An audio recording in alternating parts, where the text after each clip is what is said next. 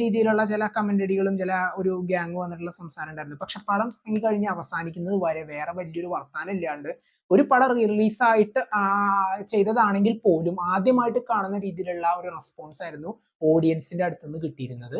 And ഇതിൽ എടുത്തു പറയേണ്ട ഒരു കാര്യം, ചില സീനുകൾ ഇതൊരു ഹൊറർ എന്ന് പറയുന്നതിനേക്കാൾ കൂടുതലും ശരിക്കും ഒരുപാട് ആ ഒരു സ്ഥലത്തെ ചുറ്റിപ്പറ്റിയിട്ടുള്ള പെട്ടെന്നുള്ള ചില ജംപ് സ്കെയർ സീൻസ് ഉണ്ട്.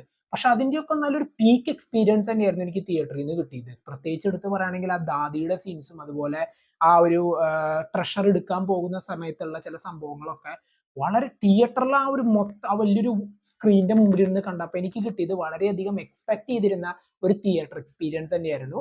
നിങ്ങളിൽ പലരും ഈ സിനിമ കണ്ടിട്ടില്ലെങ്കിൽ റീ റിലീസ് ഇപ്പൊ ആയിട്ടുണ്ട്, അങ്ങനെ പോയി നിങ്ങൾ ഈ സിനിമ കാണുകയാണെങ്കിൽ ഉണ്ടല്ലോ ശരിക്കും നിങ്ങളുടെ ലൈഫിൽ നിങ്ങൾക്ക് കിട്ടാവുന്ന ഏറ്റവും കിട്ടുന്ന ഒരു എക്സ്പീരിയൻസ് തന്നെയാണിത്. ഈ പടത്തെ കുറിച്ചിട്ട് യാതൊരു ഐഡിയ ഇല്ലാണ്ട് അങ്ങനെ ഒരു പടം റിലീസ് ചെയ്തിട്ടുണ്ട് എന്ന് പറഞ്ഞ് നിങ്ങൾ കാണാൻ പോവുകയാണെങ്കിൽ അത് നിങ്ങൾക്ക് വലിയൊരു